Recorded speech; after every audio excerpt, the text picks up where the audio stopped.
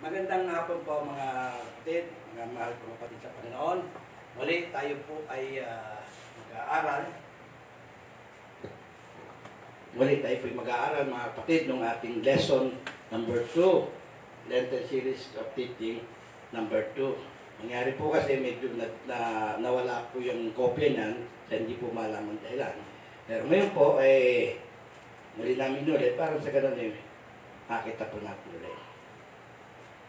Ito po yung ating dahil po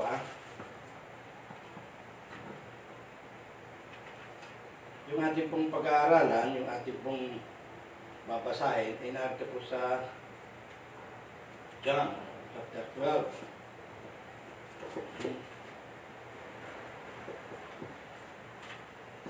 So, chapter 12, verse 12 hanggang 19. Yes, hanggang 19 po. Bago po ito, ang pamagat po nating babasahin ay patungkol po sa matagumpay na pagpasok sa Jerusalem. Ito po sinasabi, kinabukasan, nabalitaan ng maraming taong dumalo sa pista ni Jesus ay papunta sa Jerusalem. Kumuha sila ng mga palapa ng palmera at lumabas sila sa lungsod upang sila'y salubungin. Sila'y sumisigaw, purihin ng Diyos. Pinagpala ang dumarating sa pangalan ng Panginoon. Purihin ang hari ng Israel. Nakakita si Jesus ng isang batang asno at sinakyan niya ito gaya ng nasusulat. Huwag kang matakot, lungsod ng Sion. Masdan mo, dumarating ang iyong hari. Nakasakay sa isang batang asno. Hindi ito naunawaan ng kanyang mga alagad. Ngunit, matapos na si Jesus ay maluluhating nabuhay muli, naalala nilang ganun nga ang sinasabi sa kasulatan tungkol sa kanya. Kaya't ngayon nga ang nangyari. Ang mga kasama ni Jesus noong tawagin niya si Lazaro mula sa libingan, ay muli niya itong binuhay, ay nagpatotoo tungkol sa nangyari. At ito ang dahilan, kaya siya sinalubong ng napakaraming tao. Nabalitaan nila ang himalang ginawa niya. 19. Kaya nasabi ng mga Parasiyo, nakikita ninyong walang nangyayari sa mga ginagawa natin. Tignan ninyo, sumusunod sa Kanya ang buong mundo. Purihin ang pagkabasa ng salita ng Diyos. Tayo po'y manalangin. Dakilang Diyos na makapangyarihan sa lahat. Muli, pagpupuri sa amin. Nagmumula sa aming mga puso, Panginoon. Handog namin sa iyo. Maraming salamat po sa hapong ito. Maliwalas na panahon, Panginoon, ang aming dinatnan. Maayos kaming nakapag-prepare, Panginoon. Dahil po ikaw ang aming paglilingkuran. Salamat, Panginoon, sa mga pagkakataong hindi mo pinagkakait sa amin sa tuwing kami pupunta rito upang maglingkod sa iyo. Purihin ang pangalan mo, Panginoon, sapagkat napakadakita mo. Sa hapon pong ito, Panginoon, muli po namin hinihiling kayo na kami po'y patnubayan mo sa aming pakikinig. Hayaan mo, Panginoon, na lubos sa naming maunawaan ng nais mong makarating sa amin. Kasi po, napatid po namin na ito'y napakagandang balita na magiging kalakasan namin, Panginoon, upang ito'y magamit namin dito sa ibabaw ng lupa. Loobin mo rin, Panginoon, na magkrema sa puso namin. Huwag nang mawala, matatak ng tuluyan ito na manatili sa puso namin, Panginoon, upang lagi namin ang pagbubulay-bulayan. Lagi pumapasok sa isipan namin ang bawat salita mo, Panginoon. Salamat po, Panginoon.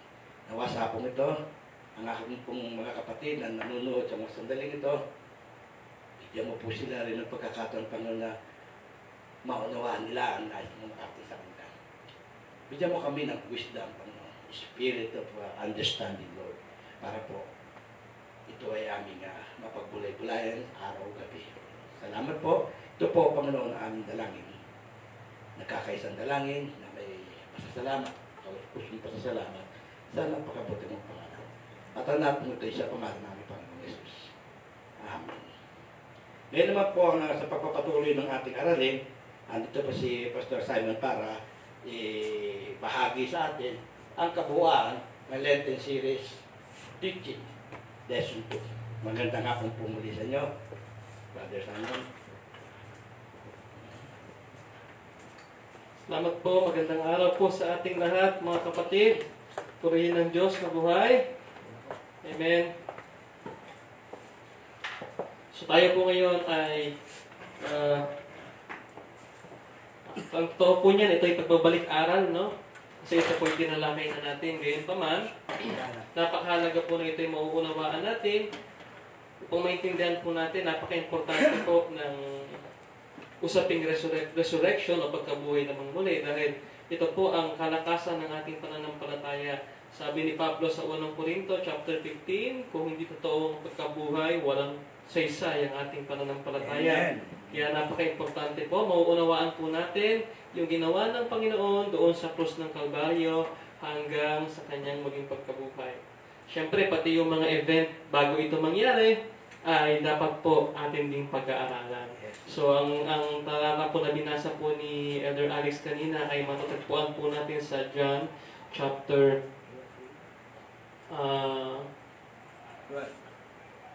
Pakiusap? Wala? Yan. Yan. Palapa ng Palmera. Yan po ang title. Palapa ng Palmera.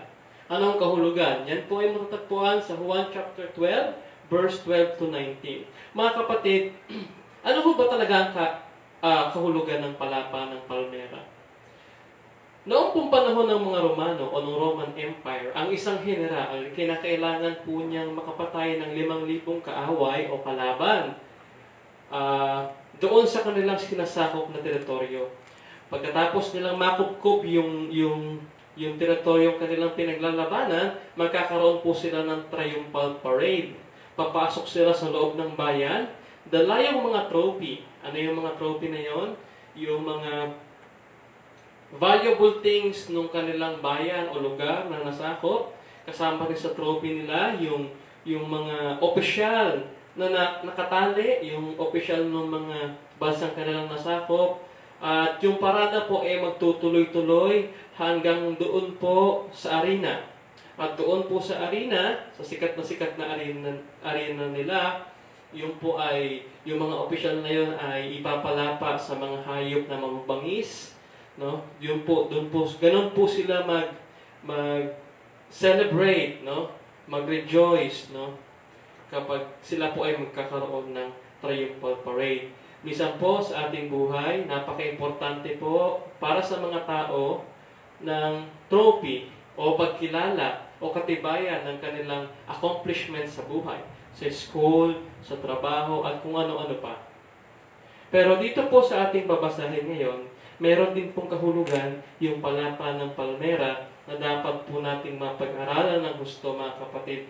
Nang sa ganon, pag nakuha po natin ito, makukuha po natin yung lesson 3, 4, 5, and 6. Kailangan po kasi natin maintindihan, mga kapatid, kung ano po ba yung kahulugan nito. Ito po kasi ay may malalim na ibig sabihin pag pinag-uusapan po natin yung theology.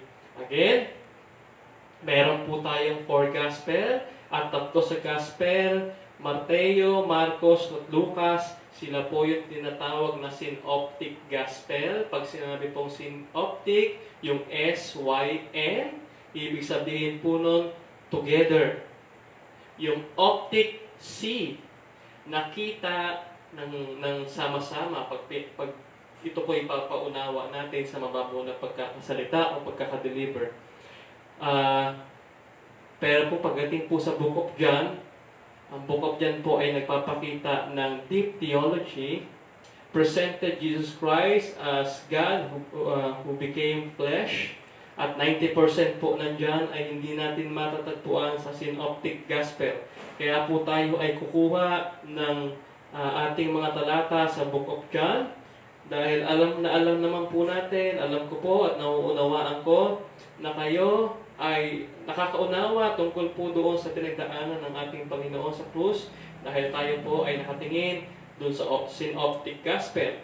Ganun pa man, kaya po tayo tumitingin sa Book of John para makita po natin at maunawaan yung mga malalim na kahulugan ng mga nangyari sa ministeryo ng ating Panginoon dun sa redemptive plan po niya para sa atin.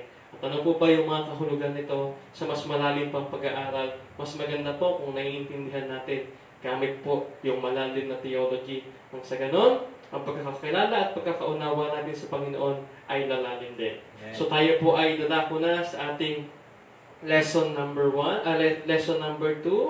Tayo po ay may 3 main point.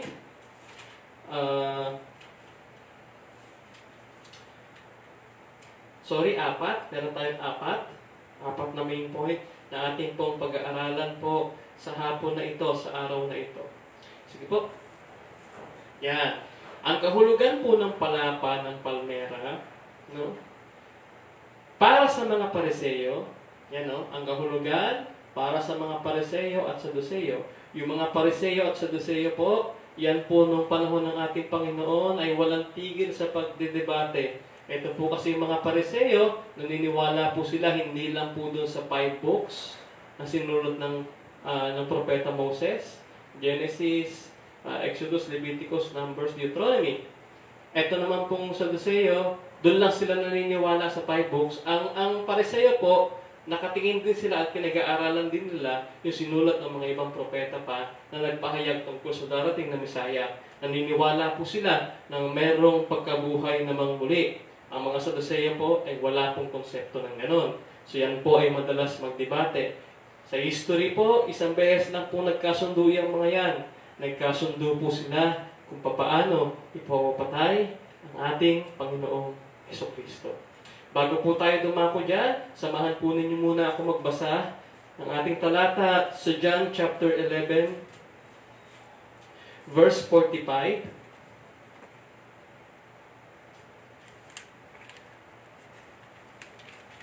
Sabi po dito, maraming mga Hudyong dumalaw kina Maria ang nakakita sa ginawa ni Jesus at sumampalataya sa Kanya. Ito po ay pagkatapos ng muling buhay ng Panginoon si Lazaro.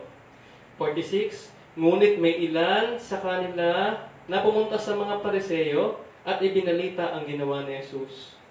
Kaya tinipon ng mga punong pari at mga Pariseo ang mga kagawad ng kataas-taasang kapulungan ng mga Hudyo. Kanilang sinabi, anong gagawin natin? Gumagawa ng maraming himala ang taong ito. Po. So para po sa mga Pariseo, punong pare at punong saserdote, ang kahulugan po ng palapa ng palmera ay kaguluhan. Anong gagawin natin? Nagpapakita ang taong ito ng maraming himala. Baka pumunta na rito ang mga pinuno ng Roma at sirain ang ating templo. Humanistic ang kanilang pagkaunawa sa kasulatan.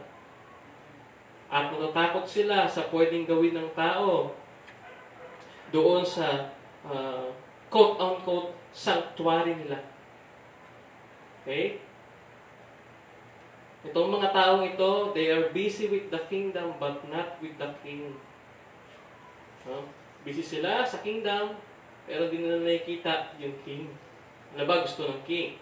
Yan. Kaya para sa kanila, ang kahulugan ng palapa ng palmera ay kaguluhan. Ano ang kanilang paraan? So meron po silang mga paraan kasi nga may nagbabadyang kaguluhan base po sa kanilang mababaw na pagkaunawa, kailangan gumawa sila ng hakbang upang ito ay mapigilan. Una po, crowd control. Kailangan makontrol nila ang crowd. Mailayo ang ating Panginoon sa mga tao. Okay? Ilayo si Kristo sa mga tao.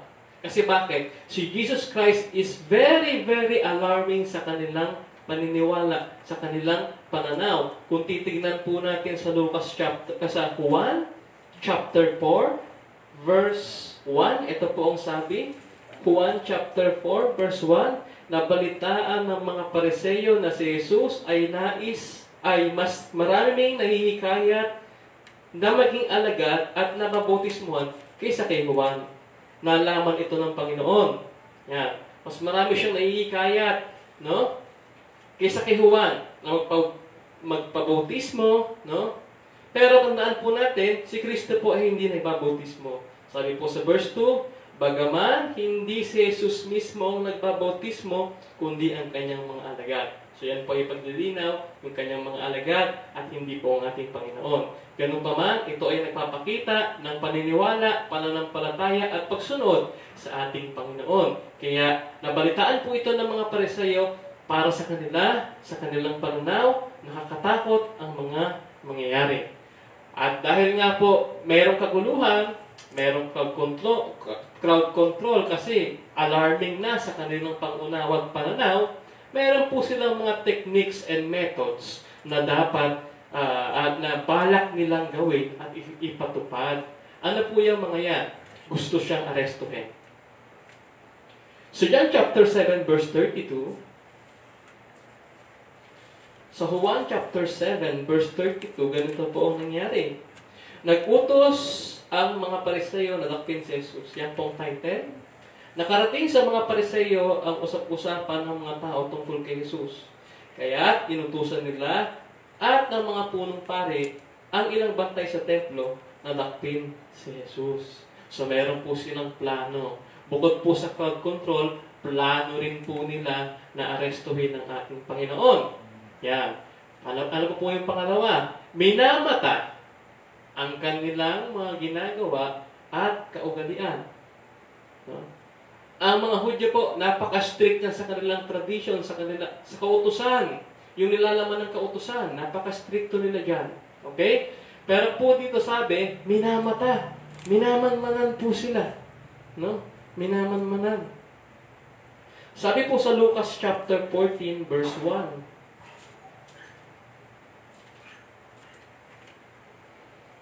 14 verse 1. Lucas chapter 14 verse 1. Isang araw ng pamamahinga, si Jesus ay inanyayahan kumain sa bahay ng isang pinuno ng mga Pariseyo. At binabantayan nilang mabuti ang kanyang mga kilos. Ulitin natin, isang araw ng pamamahinga, si Jesus ay inanyayahan kumain sa bahay ng isang pinuno ng mga Pariseyo. May invitation ng ating Panginoon. At binabantayan nilang mabuti ang kanyang kilos. Yan. Nagiging fault finder na sila. Nakatingin, no? Sa dapat gagamitin nila para isukol ang ating Panginoon sa bingit ng alanganin. Sabi dito, sila ay mga fault finder, afraid, busy with the kingdom, but not with the king. Yan. Okay? Sige po, pakislide po ulit. Yan. Ang palaba po ng palmera para po sa mga Pariseyo ay nagpapakita din po ng kabiguan. No? Nagpapakita po ng kabiguan. Kung babasahin po natin sa Juan chapter 11, balik po tayo sa Juan. Chapter 11 verse 45 hanggang 48, ganito po ang sabi. Maraming mga Hudyo dumalaw kina Maria na nakakita sa ginawa ni Jesus. Ulitin po natin, yan po yung nangyari nung binuhay ng ating Panginoon, si Lazaro. At sumampalataya sila sa Kanya. Ngunit may ilan sa kanila na pumunta sa mga Pariseyo at ibinalita ang ginawa ni Jesus. Kaya tinipon ng mga punong pari at mga Pariseyo ang mga kagawad at kataas-taasang kapulungan ng mga Hudyo. Kanilang sinabi, ano ang gagawin natin? Gumagawa ng maraming himala ang taong ito. Kung siya'y pabayaan natin, magpatuloy sa kanyang ginagawa, maniniwala sa kanyang lahat, paparito ang mga Romano at wawasakin ang ating templo at ang ating bansa. Napakahalaga po ng templo ng Jerusalem sa mga Hudyo. Yun po ang sentro ng kanilang pananampalataya. Yun po ang kanilang identity. No? Kaya ingat na ingat po sila dyan. Ganun pa man, sa kabila ng mga pinakita ng mga Pariseo ng ating Panginoon, ng himala, mga aral ng pag-asa, no? Mabuting balita ng pag-asa, pagpapakita ng pakikiisa sa mahihirap, hindi ito nagugustuhan ng mga Pariseo. At para po sa kanila, ito po ay isang kabiguan. Sila po ay naguguluhan, sila po ay nakakita ng kapahamakan sa ginagawa at patuloy na ginagawa ng ating Panginoon noong pong mga panahon na ito. Sa John chapter 12, verse 19, ganito po ang sabi, "Kaya't sinabi ng mga Pariseo, nakikita ninyo, walang nangyayari sa ginagawa natin. Tingnan ninyo, sumusunod sa kanyang buong mundo. Lahat po ay ginawa ng mga Pariseo." Very alarming. Tinry nilang arestuhin. Hinanapan nila ng butas, wala silang makita. At ang sabi nila sa kahulingan, tingnan ninyo, walang nangyayari sa lahat ng plano natin, sa lahat ng ginagawa natin. Sumusunod sa Kanya ang buong mundo.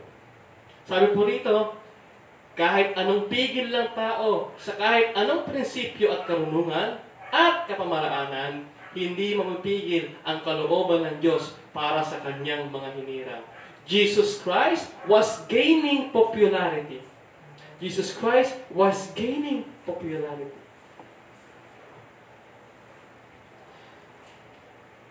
Note, ganun pa man.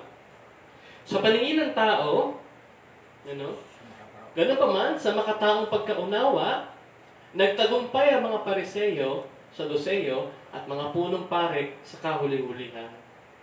Naipapatay nila si Jesus sa paraang ginagawa lamang ng mga makamundo. Ano po yun? Ang manuhol, ang manira. No? Ganun po ang ginawa nila. Kaya sabi rito, tagumpay sila. Tagumpay sila. Sa lahat ng propagandang ginawa nila, sa makataong pangunawa, tagumpay sila. Pero sabi po rito, sa isang saglit. Sa isang saglit lang. Bakit? Alam natin ang nangyari sa mga talatang ito. Sa Mateo chapter 27, verse 50 to 54, ito po ang sinabi. Mateo chapter 27, verse 50 to 54. Muling sumigaw si Jesus ng malakas at siya'y nalagutan ng hininga. Biglang nahati ang tabing ng templo mula sa itaas hanggang sa ibaba. Nayanig ang lupa at nabiyak ang mga bato. Nabuksan ang libingan at muling nabuhay ang maraming mga banal na namatay. Lumabas sila sa libingan at pagkatapos ng muling mabuhay si Jesus, sila'y pumasok sa banal na lungsod at dooy marami ang nakita sa kanila. Nasindap ang mga opisyal at ang mga kawal na nagbabantay kay Jesus nang maramdaman nila ang lindol at masaksihan ang lahat ng nangyari. Sabi nila, tunay na siya'y anak ng Diyos. Tunay siyang anak ng Diyos. Pangalawa, so Lucas chapter 23, verse 47 to 48.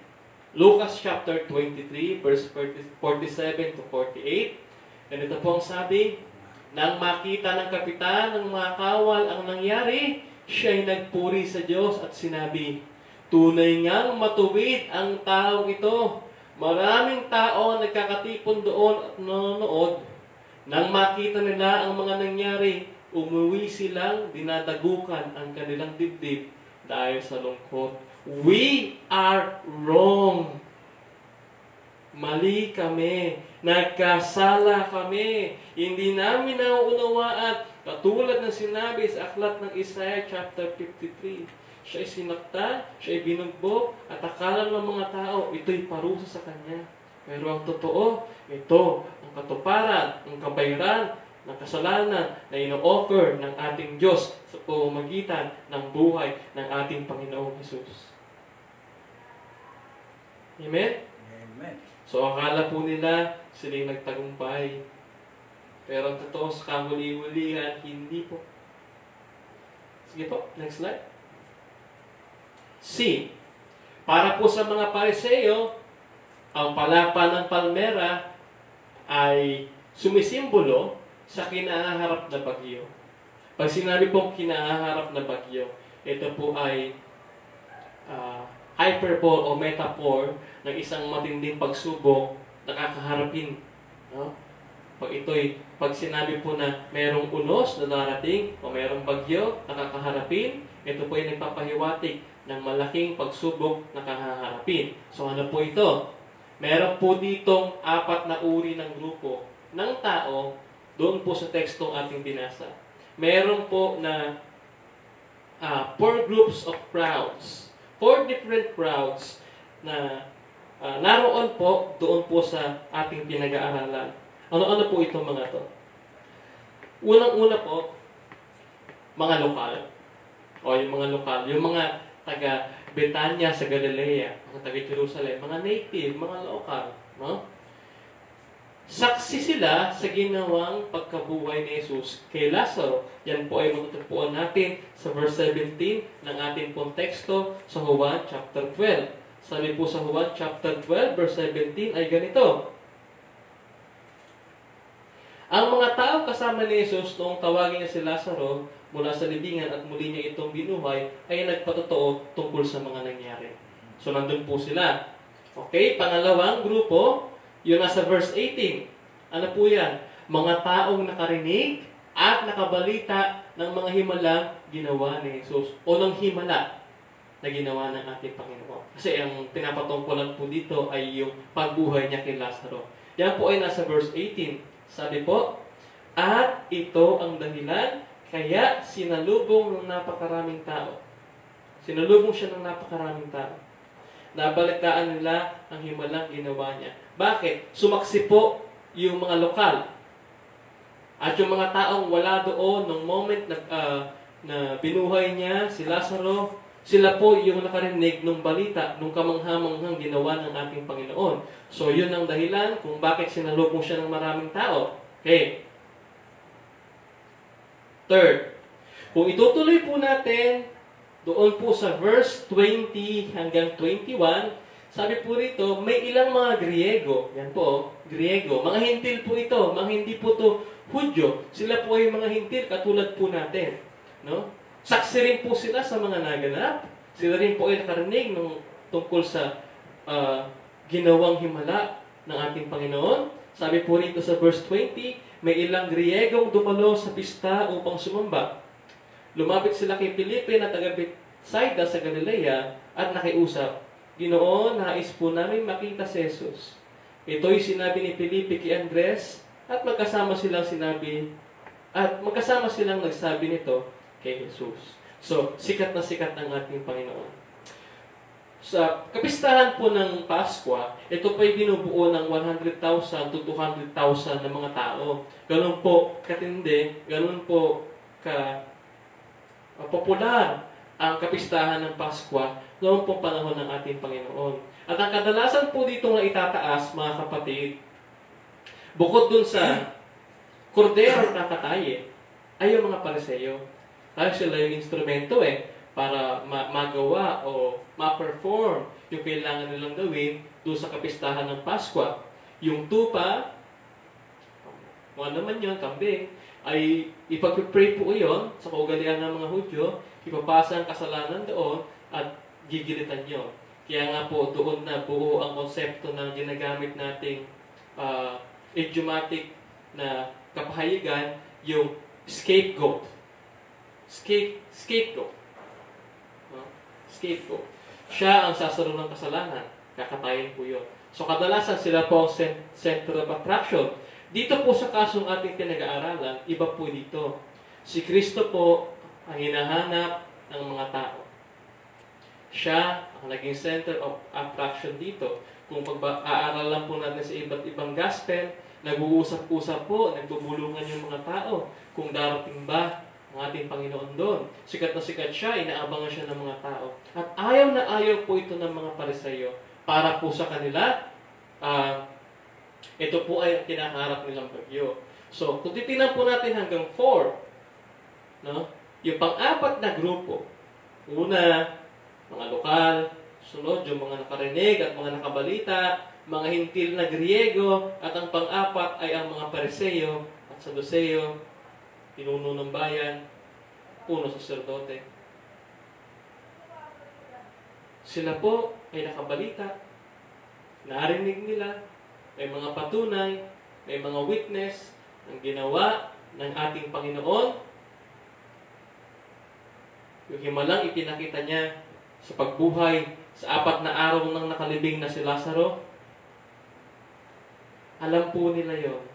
Pero para sa kanila, ito ay pag-agaw, no? Pag-agaw ng ilaw para sa kanila. Dapat sila no? Pero dito, iba ang ating Panginoon. At ayaw po nila yun. Kaya po sabi dito, it was for the Pharisees and Sadducees, it is a perfect storm. Indeed. Okay? Paano yan? Sabi nila, paano kaya yan? Hindi na sumusunod sa kanyang buong mundo. Anong gagawin natin? Una, kabiguan. Sunod, ano ba yung una natin, Elder? Pakibalik.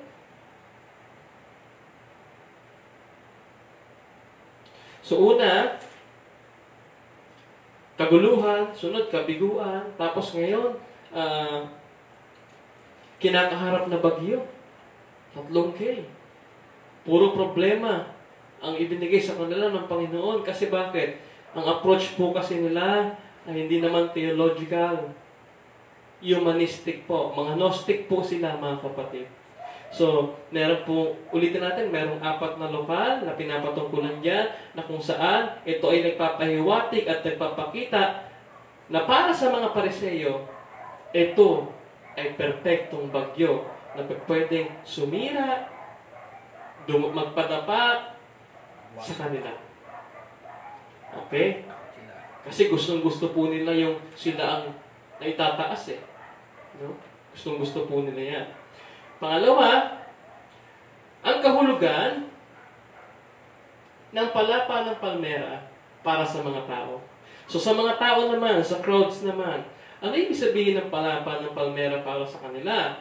Una, nakita natin ang kahulugan ng palapa ng palmera para sa mga Pariseo, sa mga Saduseo, at ang iba pang kinasangkapan ng Diyos para ipapatay ang ating Panginoon. Dito naman, yung mga tao, para sa mga tao, ano po ba ang ibig sabihin ng palapa ng palmera?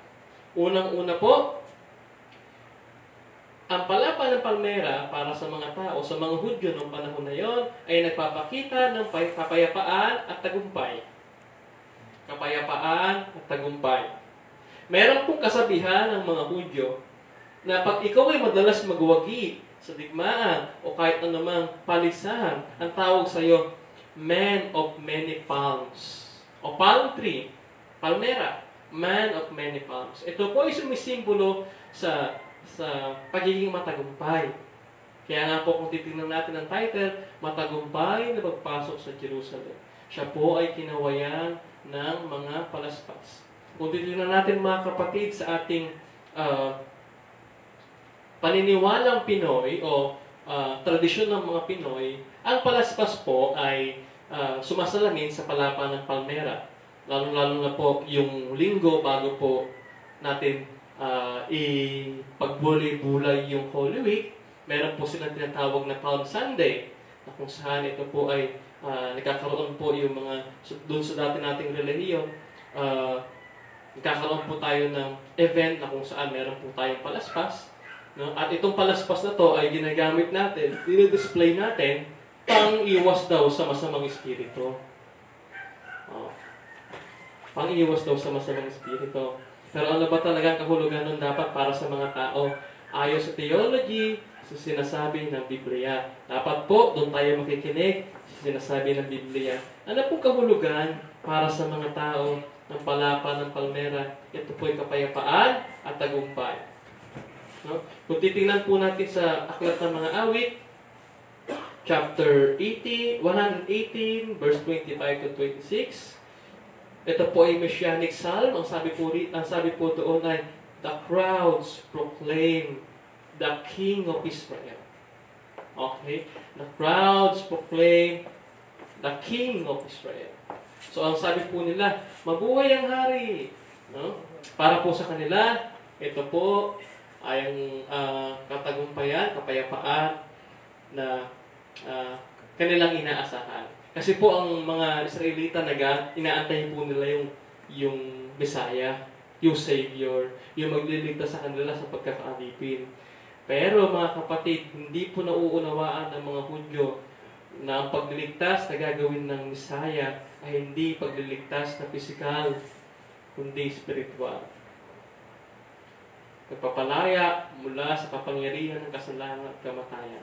So para po sa kanila, sa mababaw nilang pagkaunawa, ito po ay kapayapaan at tagumpay. Mamaya po, makukuha po ninyo pagdating po natin sa letter C. Kung ano po ang iniibig sabihin ng B, ng ating A at B. So yung letter A po natin, ito po ay kapayapaan at katagumpayan. Yan po ang kahulugan para sa kanila ng palapa ng palmera. Letter B, katuparan ng pangako ng Diyos, ang hari. So para po sa kanila, ang palapa ng palmera ay nangangahulugan ng katuparan ng pangako ng Diyos. Darating yung hari. Kaya nga sabi nila dyan, mabuhay ang hari, o purihin ang Diyos, ang hari ng Israel. Okay? Pero meron po tayong dalawang take dyan. Take 1 and take 2 na dapat nating pag-aralan. Para po makita natin ang kabuuan ng kwento, dapat po ay isa-isahin natin at himahin natin kung ano po ba talaga ang kahulugan na ito. Take 1, doon po sa pagpapakain ng 5,000, tingnan po natin sa Juan chapter 6. Juan chapter 6, verse 14 to 15. Sabi dito, pagkatapos ng pagpapakain sa 5,000, nang makita ng mga tao ang himalang ginawa ni Jesus, sinabi nila, tunay na ito ang propetang darating sa sanlibutan, sabi nila. Napansin ni Jesus na lalapitan siya ng mga tao at pipilitin siyang gawing hari. Kaya't umalis siyang muli at umakyat sa isang bundok. You see, sabi po dito, people wanted to make Jesus Christ king with humanistic will and force, but Jesus Christ refused. Lalapitan siya at gagawin siyang hari. Kaya po ganyan po yung A natin, kapayapaan at tagumpay, katagumpayan. Ang magpapalinaw po dyan yung B. Para po sa mga tao, pwede nilang itaas yung gusto nilang maging hari. No? So yan po yung take 1 natin, para po maintindihan natin. Take 1, yung pagpapakain sa 5,000, gustong gawin ng mga tao na si Kristo ang hari by human force. Take 2, yung Palm Sunday, yan po sa binasa natin, sa Juan chapter 12, verse 13, ito pong sabi, kumuha sila ng palapa ng palmera. O, ano po yung sinisimbolo ng palapa ng palmera? Victory at kapayapaan. No? Tagumpay at kapayapaan. At lumabas sila sa lungsod upang siya'y salubungin. Sila'y sumigaw, purihin ang Diyos, pinagpala ang dumarating sa pangalan ng Panginoon. Purihin ang hari ng Israel. Yan. Okay po? Sa 15 po, tuloy natin, huwag kang, 14, nakakita si Jesus ng isang batang asno at sinakyan niya ito, gaya ng nasusulat. Huwag kang matakot, tungsod ng sayon, masdan mong dumarating ngayong hari, nakasakay sa isang batang asno. Okay, so dyan po tayo iikot ha. Diretso na po natin. 2 beses po, na gustong itaas ng tao si Jesus bilang hari. Kasi sa mababaw nilang pagkaunawa makatao ang kanilang approach, humanistic approach. Pagdating po kasi dito sa ating letter C, ang nakasulat po dyan, kalayaang pisikal. Kalayaang pisikal. Bakit? Sabi po dito, Jerusalem was a city of great king, and the great king was coming. Yan. C, kalayaang pisikal, they thought Jesus will take over the throne by leading a revolution. Akala nila, papalayain sila ng kalayaang pisikal ng ating Panginoon. Akala nila ganun. Kasi magpapakita ng himala, tatalunin lahat ng kaaway, akala nila ang kaaway nila ay sumakop sa kanilang bansa. Pero hindi nila alam, ang tunay na kalaban ay yung kasalanan nakadikit sa kanila. Kasalanan nasa kanilang mga puso, mga kapatid. No? No. Ating pagnilay-nilayan, ang mga taong nagsigawan noong pumasok si Jesus sa Jerusalem na purihin ang hari ng Israel, ay ang parehong mga tao na sumisigaw nang ipako siya sa krus. Ipako siya, mga kapatid. Bakit? Hindi siya yung king sa pangunawa ng mga tao na magpapalaya sa kanila sa pagkakasakop ng Roma. Hindi nila maunawaan. Para sa isang taong may mababaw na pagkaunawa sa palapa ng palmera at sa malalim na theological meaning nito, ganun ang kanilang pagkakaunawa. At mga kapatid, sa ating panahon, marami pa rin ganyan. Marami pa rin mali, lihis, hindi totoo, haka-haka ang paniniwala tungkol sa palapa ng palmera. Hindi nila mauunawaan. Hindi nila maintindihan. Kaya nung napalagay ng mga tao, nabigo yung kanilang pagkakakilala o yung inaasahan nila sa ating Panginoon. Iba na ang sigaw nila. Ipako siya sa krus. Peke, blasphemer! Ipako siya sa krus. Kasi hindi nila maunawaan. Hindi po nila maunawaan, mga kapatid. Ulitin natin. Ang mga taong nagsigawang mabuhay ang hari, purihin ng Diyos, ang hari ng Israel, ay siya ding sumigaw. Sila ring sumigaw nang ipako siya sa krus. Sila rin. Same crowd. Amen? Pangatlo, ano naman ang kahulugan ng palapa ng palmera para sa ating Panginoon? Para kay Jesus. Ano ang kahulugan ng palapa ng palmera? Tingnan natin sa John chapter 12, verse 14 hanggang 15. Ang sabi po dito, 14 hanggang 15. Nakakita si Jesus ng isang batang asno at sinakay niya ito, gaya ng nasusulat. Huwag kang matakot, lusod ng sayon.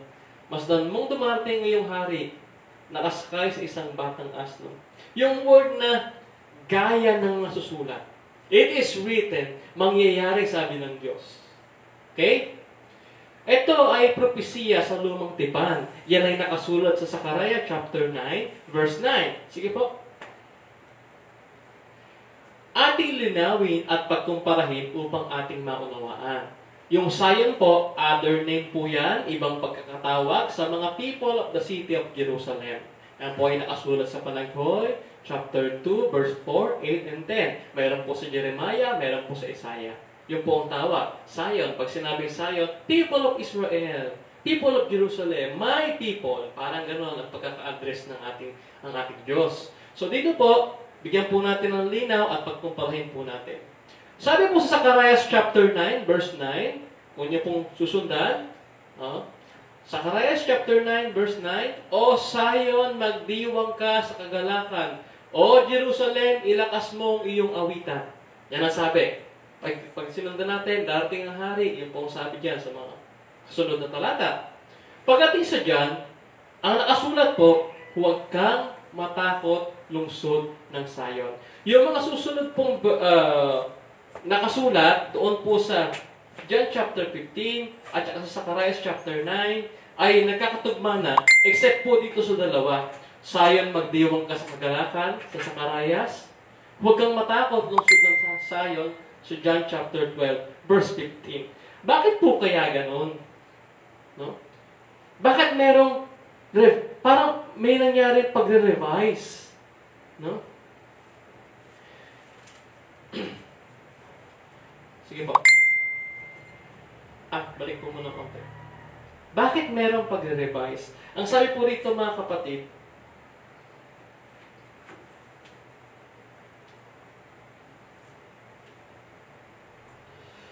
yung word na Zion, ulitin po natin, ay sumisimbolo, nagpapakita ng mga mamamayan ng Jerusalem. Pero kung nakita po natin sa John, meron pong nangyaring revise. Bakit po na ganon? Makukuha po natin yan sa ating letter B. Yan. Sa letter B po, ang palapa ng palmera ay simula ng katuparan ng kaligtasan. Bakit po? So meron po tayong question na iniwan doon sa letter A, no? Ano po yun? Bakit may revise na nangyari? Sa Sakaraya, magalak ka, no? Magalak ka, sabi doon, magdiwang. So dyan, huwag kang matakot. No? Ang theological meaning po nun, sa Book of John, chapter 12, verse 15, yung pagkakaunawa po nung mga Hudyo nung panahon na yon. Doon sa Zacharias chapter 9, magagalak sila, masaya sila sa salubungin ng hari. Pero binigyan ng linaw si John chapter 12, verse 15, na there will be terrifying things will happen. Terrifying things will happen. Terrifying things will happen. Kasunod nun, yung mga bagay, yung mga pangyayari na hindi nila inaasahan, napakatindi ng kahaharapin ng ating Panginoon. At etong mga naniniwala at mali ang pananaw sa Zacharias chapter 9, verse 9, ay kakasakapanin ng Diyos doon sa John chapter 12 at sa mga susunod na chapters hanggang sa crucifixion ng ating Panginoon. Kaya po sinabi diyan, huwag kang matakot. Marirealize nila na kasama sila, kakasakapanin sila ng ating Diyos sa kakaharapin ng ating Panginoon doon po sa krus ng Kalbaryo. Lahat po sila natakot. At kung babalik po tayo doon sa B, ang palapa ng palmera ay simula ng katuparan ng kaligtasan. Ang ibig sabihin po ng Hosanna, save, rescue, iligtas mo po kami. Hosanna. No? Para maunawaan natin yung A at maiduktong natin sa B, kailangan makita natin ang dalawang letter H na magpapaliwanag sa atin ng kakaharapin ng ating Panginoon. Una, humility, pagpapakumbaba. Kung makikita po natin sa Filipos chapter 2, verse 6 to 11, ang sabi po mga kapatid ay ganito, sa Filipos chapter 2,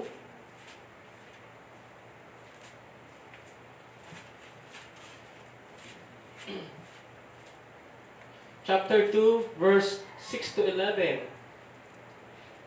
Simulan po natin sa 5 para mas maganda. Naway magkaroon kayo ng kaisipan na tulad ng kay Kristo Jesus. Kahit taglay niya ang kalikasan ng Diyos, hindi niya ipinagpilitang manatiling kapantay ng Diyos. Sa halip, kusa niyang binitawan ang pagiging kapantay ng Diyos at namuhay na isang alipin. Ipinanganak siya bilang tao at nang siya'y maging tao, nagpakumbaba siya at naging masunurin hanggang sa kamatayan. Maging ito man ay kamatayan sa krus. Dahil dito, lubusan siyang itinaas ng Diyos at binigyan ng pangalan higit sa lahat ng pangalan. Sa gayon, sa pangalan ni Jesus, ay luluhod at magpupuri ang lahat. Nasa langit, nasa lupa, nasa ilalim ng lupa. At ang lahat ay magpapahayag na si Jesucristo ay Panginoon sa ikalalawalhati ng Diyos Ama. O, kung makikita po natin, napakamapagkumbaba ng ating Panginoon. Kung pag-aaralan po natin at papanoorin po ninyo yung lesson 3, yung paghuhugas ng paa, napakamapagkumbaba ng Panginoon. Merong siyang mga hinubad upang mapaglingkuran po niya yung kanyang mga apostol at yung mga kanyang hinirang. Napakamapagkumbaba. At ang isa po pong kakaharapin ng ating Panginoon doon sa krus para matupad yung Hosanna. Para makita natin yung sa letter A, bakit sinabi doon na huwag kang matakot sayon? It's because dito po, sa pangalawang letter H, humiliation, kahihiyan, sa cross at sa kamatayan. Kala ko ba, ikaw ang Kristo? Bakit di mo iligtas ang sarili mo at iligtas mo na rin kami? Makita lang namin na bumaba dyan sa krus, ang Kristo na yan, sasamba kami at sasampalataya sa Kanya. Iyan ang pagmumok sa Kanya ng mga tao, mga kapatid. At nung siya'y namatay, kung pag-aaralan natin sa aklat ng Mateo, makita natin ang ginawa ng mga Pariseo sa Kanya nung muli siyang nabuhay. Nanuhol na naman. Ang sabi pa nila kay Pilato, pabantayan ninyong maigi ang libingan ng mapagpanggap na yan. Dahil kapag dinakaw ng mga apostol, mga tagasunod niya, ang bangkay ng kanilang Panginoon, ang pagpapanggap na yan ay magiging masahol pa kaysa doon sa nauna. Yun ang kanilang claim. Yun ang kanilang paniniwala. Humility and humiliation. Kaya, mga kapatid, sinabi doon sa John chapter 12 verse 15, huwag kang matakot sa yon. It is part of God's redemptive plan. Kasama yon sa plano ng Diyos. At makikita natin sa kahuli-hulihan, grabe pala ang plano ng Diyos. Lahat pala ay planado ng ating Panginoon. Sabi rito, Jesus was entering Jerusalem in order to die. Jesus entering Jerusalem in order to die. Siya ay pupunta sa Jerusalem ng may buong pagpapakumbaba para mamatay sa krus. He slowly rode through waving palm branches to be crucified. Siya ay nakasakay sa asno. Sa gitna ng mga kumakaway na palapa ng palmera, ang ibang tao ay ang tingin ay ito'y victory, ito'y tagumpay. Pero sa kaisipan ng Panginoon, ito, katuparan ng kalooban ng Ama para sa kanyang mga hinirang. Imagine niyo mga kapatid, ang ating Panginoon, papasok sa Jerusalem, dahan-dahan, nakasakay siya sa isang asno ng may buong pagpapakumbaba. Kumakaway ang mga palapa ng palmera. Habang kumakaway ang palapa ng palmera, nagsisigawan ng mga tao. Purihin ng Diyos ang hari ng Israel. Pero alam ng Panginoon na itong mga taong ito ang sisigaw din, magdidiin sa Kanya doon sa krus ng Kalbaryo. Mamamahiya sa Kanya, manghasal sa Kanya. Huwag kang matakot, sayang. Ganon ang pag-ibig ng ating Panginoon. Kung titingnan natin sa mga susunod nating aralin, no si Kristo, doon sa unang-unang sinabi niya salita sa 7 last words. Ano? Anong sabi ng ating Panginoon? Forgive them. Forgive them. Nakatingin pa rin siya doon sa Zion, sa people of Jerusalem, sa chosen people. Forgive them. Nananalangin pa rin. Wala pa rin siya pakialam sa sarili niya. Forgive them. Kaya kung iisipin natin na ang ating Panginoon, habang nakasakay doon sa batang asno, ay unti-unting humahakbang sa sentensya ng kamatayan na nag-aantay sa Kanya. Na dapat sana sentensya ko at sentensya mo. Amen? Amen. Okay. Ngayon, naunawaan natin kung bakit sinabi ni Juan, huwag kang matakot, Zion. Dahil ang mga susunod na mangyayari ay ibang-iba at kagimbal-gimbal. Ibang-iba sa kanilang inaasahan at kagimbal-gimbal. Subalit, ang salvation plan, ang redemptive plan ng Panginoon ay maisa sa katuparan na sa pamamagitan ng mapagkumbabang tagapagligtas sa katauhan ng ating Panginoong Hesus. Ito ay sa pamamagitan ng katapangan at pagiging masunurin niya. May mapagkumbabang kalooban sa Ama na harapin ang paghihirap, kahihiyan at kamatayan na dapat sana ay para sa iyo at para sa akin. Amen? Amen. Okay. Next. Pang-apat na kahulugan, ang palapa ng palmera. Ano naman ang kahulugan neto para sa mga apostol? So, tatapusin natin sa mga apostol. Sa theology, kung titignan natin, karamihan sa mga epistle, lalo na sa New Testament, ay mayroong word na amen. Tingnan nyo yan, check nyo yung Bible ninyo. Baka yung iba sa inyo, hindi nag-check ng Bible. Amen. Karamihan sa mga nakasulat dyan, especially epistle ni Paul, letter ni Peter, ni John, laging may amen sa dulo. Pero sa Book of Acts, walang amen. Sabi ng mga theologian, ibang mga theologian, kasi ang Book of Acts ay pagpapatuloy. Ang pagpapatuloy ng Book of Acts ay yung ministeryo na ginagawa natin ngayon. Amen? Sabihin mo patapos.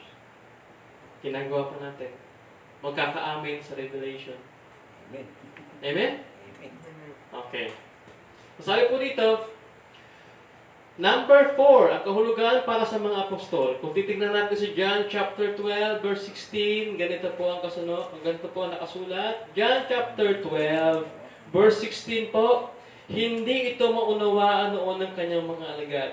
Ngunit pagkatapos na si Jesus ay maluwalhating na buhay muli, naalala nilang ganun nga ang sinasabi ng kasulatan tungkol sa kanya. Kaya't gayon nga ang nangyari. So kung titignan po natin sa mga apostol, hindi po nila maunawaan. Noong una, tingnan po natin pag-aralan po natin ang gusto. Bago tayo maging masyadong hard sa mga apostol na ito at sabihin, kung ako yon, nakita ko ang ginawa ng Panginoon sa akin, hindi ko gagayahin si Pedro. Tingnan muna natin, pag-aralan muna natin mga kapatid. At yung mga apostol na to, ito ay mga matatapat na tao. Pero sa isa, no? Ito ay matatapat na tao. Sila ay mga talagang tagasunod ng ating Panginoon. Tingnan natin yung kanilang mga sacrifices. They gave up their holdings, their home, their possessions, and everything. Their nets. Iniwan nila lahat. At all of the sudden, binigyan sila ng isang teaching, isang katuruan na quite foreign to their ears. Ibig sabihin, kasi po ang mga Hudyo, bago yan tumuntong ng 15 years old, alam na niya ng kasulatan, kaya nga alam nila may Misaya. So yun ang kanilang, yun ang nakatanim sa kanila. Yun ang kanilang doktrina. Iniwan nila lahat at sumunod sa Panginoon. Pero binigyan sila ng ibang aral ng Panginoon. Iba ang mabuting balita sa lumang tipan. Magkaiba yun.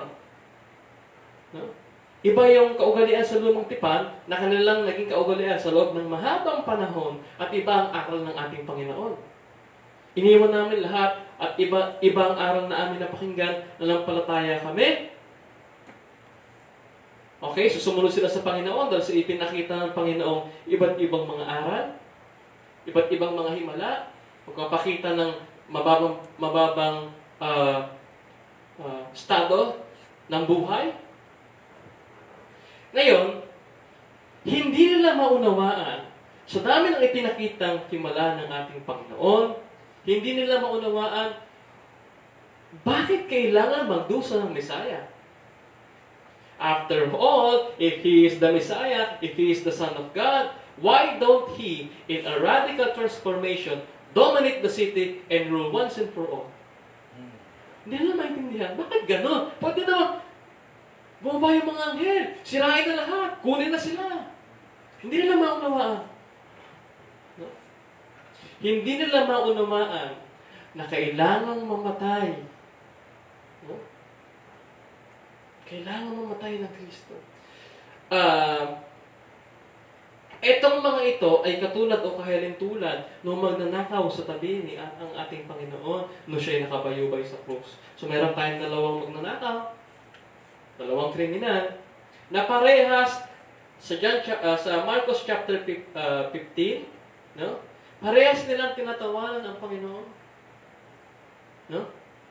Pero nung malapit na dumating sa sukdulan ng kanilang buhay, nagsalita na yung isa.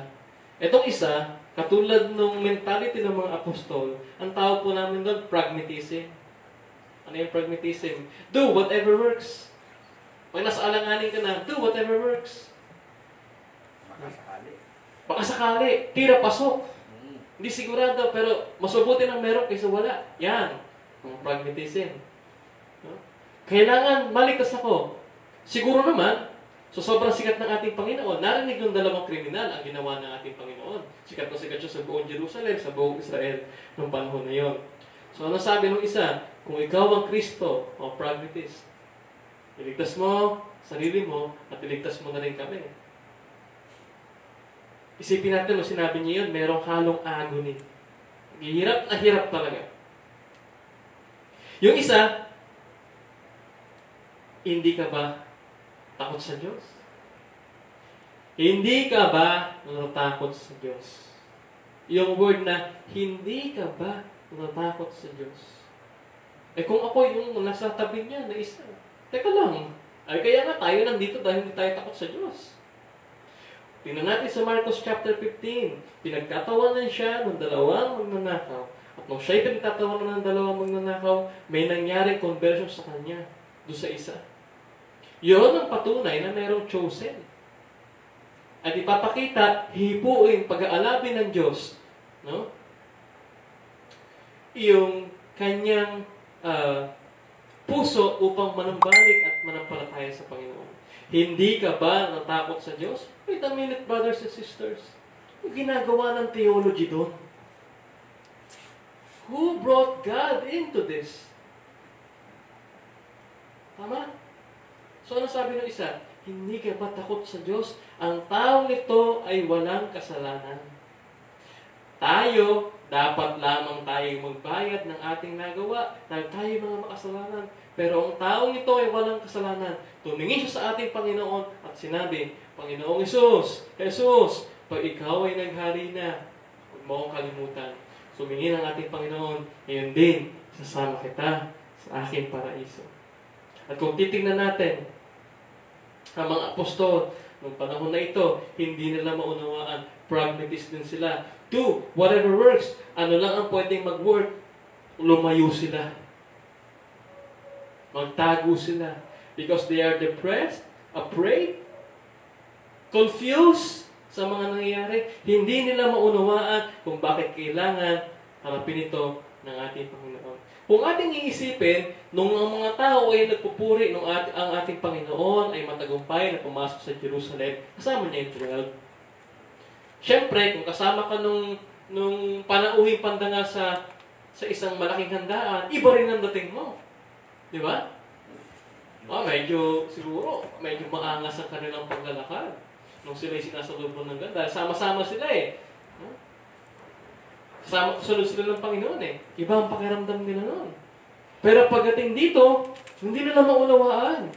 Hindi nila maintindihan, mga kapatid. Again, pragmatism. No? Nagkulang sa pananampalataya. Nang hina. Alam na natin, nung sinabi ng Panginoon na dapat 70 times 7 ka magpapatawad sa iyong kapatid, sinabi niya kay Pedro. Ano sabi ng mga apostol? Panginoon, nagdagan niyo po yung ayong pananampalataya. Nagdagan niyo po. Diba? Nakakuha niya ang punto ko. Ang punto ko, noong mga panahong ito, hindi pa handa ang mga apostol. Hindi pa nila nauunawaan kung ano yung mga nangyari. Pero ito ay part pa rin ng redemptive plan ng Panginoon na makukuha po ninyo kung susundan po ninyo yung ating series of teaching. Kaya importante po na masundan po ninyo at mapanood po ninyo lahat. B. Harapang kapahayagan ng katotohanan. Kung titingnan po natin sa John chapter 16,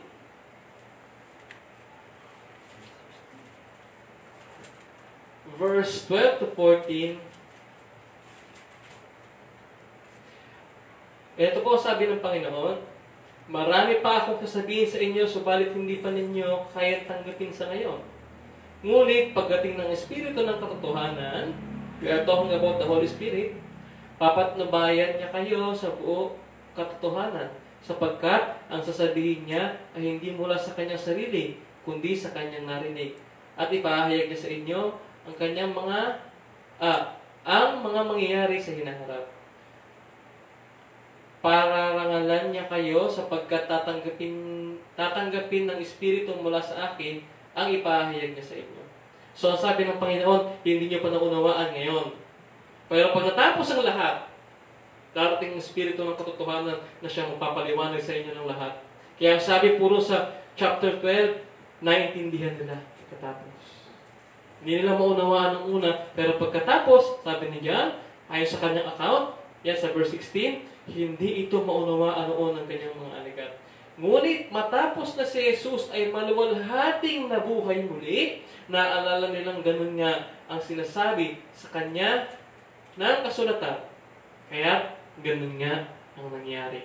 Yung word na kaya ganun nga ang nangyari. Nagpapakita po ito na pasok pa rin sa plano ng Diyos ang lahat ng nangyayari. Huwag kang matakot, Sayon, pasok pa rin sa plano ng Diyos.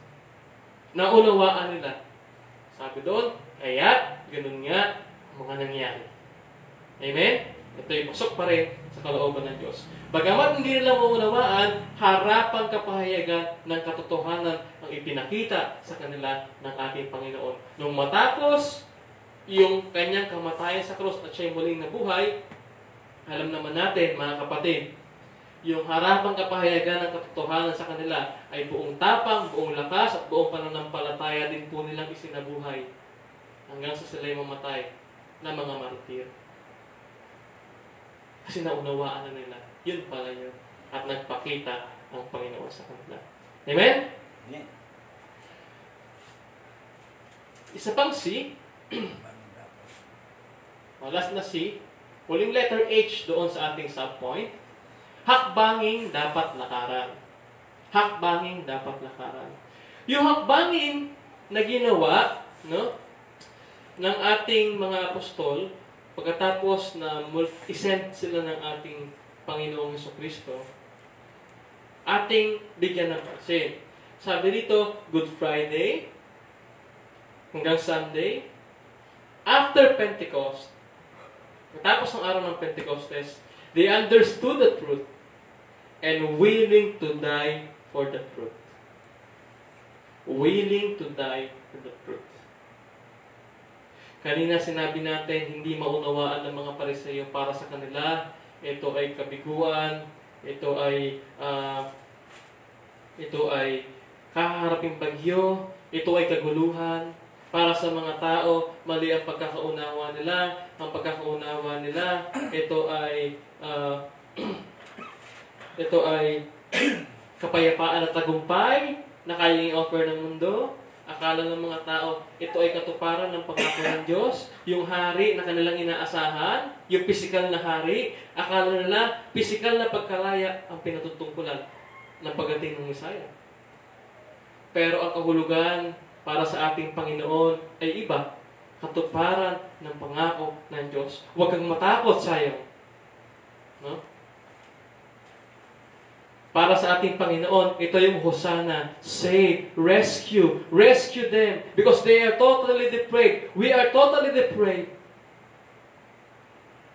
Amen? Amen.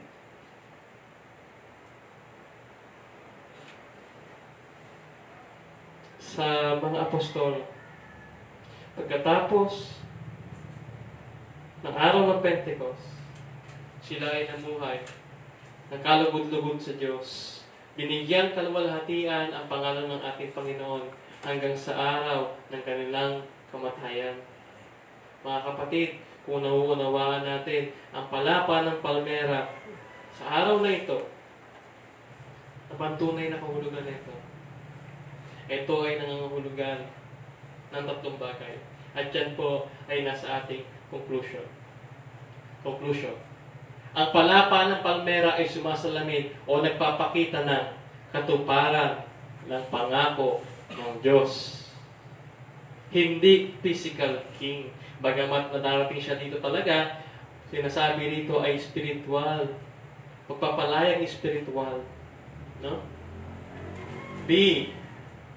Ang palapa ng palmera ay sumasalamin sa katuparan kinahaharap na paghihirap at kamatayan. Kinaharap na paghihirap at kamatayan ni Kristo upang tayo ay mabuhay. Yung palapa ng palmera, yun lang, kumbaga, starting point. Kasi yun yung pumasok siya eh. Tama? Pagpasok niya, sunod-sunod nang nangyari. Paghuhugas ng paa, hapunan, panalangin sa Gethsemane, pagdakip, pagsakdal, pagpapos sa krus, kamatayan sa krus, at muling pagkabuhay. Yan ang simula. Ito ay nagpapakita, sumasalamin sa kinaharap na paghihirap at kamatayan ni Kristo upang tayo ay mabuhay. Ito ba ay buhay na pisikal, mga kapatid? Hindi. Ito ang buhay na ipinangako sa atin ng Panginoon. Ipapakita niya sa atin, iahayag niya sa atin pagdating ng araw ng Diyos. Pagdating ng araw ng Panginoon. Amen? C. Ang palapa ng palmera ay sumasalamin o nagpapakita ng kapayapaan at katagumpayan nating mga hiniram. Mga kapatid, sabi ng isang theologian, If you are looking para sa kapayapaan, if you are looking for peace, you are in a wrong world. Dahil ang mundo ay hindi mag-offer kahit kailan ng peace. Kapayapaan ay matutugpuan lamang sa piling ng ating Panginoon. Tingnan natin mga kapatid. Diyan muna tayo sa word na kapayapaan bago tayo pumunta sa katagumpayan. Merong isang tao sa Biblia na napakalalim ng pananampalataya, bagamat siya ay mahina pa rin sa aspetong theological. Ang pangalan ng taong ito ay Abraham. Dinala niya yung kanyang anak upang ipakita ang kanyang katapatan sa Diyos. Pinalay niya sa bundok. At kung sasasakin niya na yung anak niya, sumigaw ang Diyos, ang anghel ng Panginoon. Wag! Stop! I myself will provide. Jehovah Jireh. Ako ang magpo-provide ng iaalay. Amen? Pagkatapos, ang 1,000 taon, walampas pa, tinupad ng Diyos ang pangalan. Nilagay niya yung kanyang anak para alay sa kasalanan ng lahat. Doon sa krus ng Kalbaryo. Pero this time, ang panahon na ito, hindi pinigil ng Diyos. Binaba niya ang hatol sa kanyang nag-iisang anak. Anong ibig sabihin ko mga kapatid? Hanggat may taong hindi nakakilala at nakakaunawa ng ginawa ng ating Panginoon sa krus, sa biyaya siyempre ng ating Diyos, i-offer pa rin natin ang ating sons and daughters for land, for fame, for prestige, and power. Because there will be no contentment. There will be no contentment. If there is no contentment, there is no peace. Dahil ang competition ay patuloy na bupulusok. Again, until we do not found the way to the foot of the cross, we will offer our sons and daughters for power, land, fame, and prestige. There is no peace na kayang i-offer ng mundo. There is no peace. So anong sinasabi natin dito kapayapaan? Ito po ay kapayapaan na iaalay, ibibigay, ipagkakaloob ng ating Diyos. Para kanino? Para sa mga hinirang. Ito ba'y kapayapaan sa mundo? Hindi po. Bagamat ikaw ay palagay sa mga mangyayari, dahil ikaw ay nasasabik sa kapayapaan i-offer ng mundo, walang kapayapaan sa buong mundo in general. Dahil hindi naman puro chosen people naman dito. Meron din mga unchosen dito. Amen? Ganun pa man, kailangan i-share natin ang mabuting balita ng kaligtasan upang mahanap ang mga nawawalang tupa ang kawan ng Diyos. Amen? So, kapayapaan at katagumpayan nating mga hinirang. Tinalakay natin yung kapayapaan. Kailangan kilala mo si Kristo rito para makamtan mo ang tunay na kapayapaan. Tama? Ano yung katagumpayan ng mga hinirang? Kung titignan po natin sa Revelation chapter 7, verse 9, ito po yung umakyat na rapture ng church. Ito po, bago tayo pumunta sa ikapitong selyo at pumunta sa mga mangkok, no? Meron po dito kaganapan, no? Ito po yung tagumpay mula sa lahat ng bansa, mga Gentile. Tayo po yun. No? Sabi po sa Revelation chapter 7, verse 9, sabi po dito, pagkatapos nito'y nakita ko ang napakaraming tao na di kayang bilangin ni numan. Sila'y mula sa bawat bansa, lipi, bayan at wika, mga hintil, mga kapatid, katulad natin. Nasaan daw tayo? Nakatayo sila sa harap ng trono ng kordero, nakadamit ng puti at may hawak na palaspas. Ang ibig sabihin ng palaspas, mga kapatid, ay tagumpay. Nakatayo tayo sa harap ng kordero pagdating ng araw ng Panginoon, mga kapatid, sa rapture. May hawak tayong palaspas sa harapan tayo ng ating Panginoon. Tagumpay ito. Ito ang tunay na kahulugan ng palapa ng palmera. Ito'y pangako ng Diyos sa atin. Amen. Salamat sa Diyos sa kapayagang Kanyang ipinakita sa atin ngayong araw. Dalangin ko ang mapagkumbabang pusong handang magpaturo at makalangit na karunungan sa bawat isa sa inyo. Tayo po ay manalangin. Dakilang Diyos, Ama naming banal, muli po ay nagpapasalamat kami sa napakagandang aralin na ipinakita mo at pinaunawa mo sa amin. Kapag po ang nais namin, O Diyos, sa mga mali po naming pagkaunawa, dahil po kami po ay nahuluan, Panginoon, ng prinsipyo ng mundong ito, ganun pa man, Panginoon, napakamahabagin mo, dahil niloob mo, Panginoon, na mapainawa pa rin po namin ito sa aming mga kapatid at sa aming mga sarili, O Diyos. Katotohanan ito ay hindi mo inilingid sa amin. At nakita namin, Panginoon, ang pangako at pag-ibig mo, Panginoon, sa amin. Ito'y pangako. Ito'y may pangakong kalaki para sa mga taong pinili at hinihiram mo, O Diyos. We are totally depraved, but your irresistible grace will prevail. Salamat, Panginoon, sa lahat. Palayan ko, Panginoon, ang puso mo pagkumbaba ng lahat na nakarinig ng mensaheng ito. Makalangit na pangunawa at katulad ni Kristo pagpapakumbaba, ang ipakita mo, ibigay mo sa kanilang mga puso, O Diyos. Salamat po, Panginoon, sa iyo namin nataas ang lahat ng ito.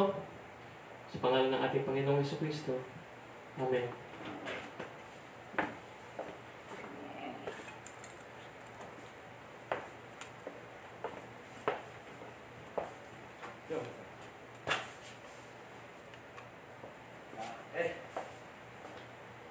Napakaganda ng muli natin pinag-aralan.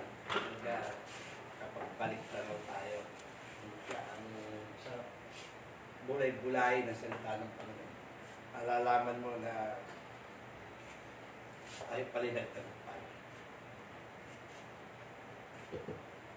Salamat sa Panginoon sapagkat sa hapon ito, mga kapatid, ay muli naming na ipakita o na iparinig sa inyo yung nawaglit nating lesson. Karoon tayo ng retake. Kaya ito yung pagkakataong hindi pinagkakait ng Panginoon na mulit-muli mabalik sa atin yung mga nawala. Nire-restore ng Panginoon yung mga bawat nawawala sa atin. Salamat sa Panginoon. Naunawaan po natin yung lahat ng ating napakinggan, yung nabasa natin dito po sa ating projector, sa Lona. Pwede nyo po uyang balik-balikan at basahin, may mga verse pong nakalagay dyan para sa tuluyang pagkaunawa. Salamat po sa mga nod at nakinig. Purihin ang Panginoon sa buhay natin lahat. Tayo po yung saglit ng nalangin sa ating closing prayer. Salamat po, Panginoon namin Diyos na nasa langit. Ang kabutihan mo, Panginoon, nag-uumapaw sa kagalakan ng mga puso namin, Panginoon. Dahil sa tuwing na nagpapahayag ka ng mga katotohanan, mga balitang nagbibigay kasiyahan at paplakas sa amin, Panginoon.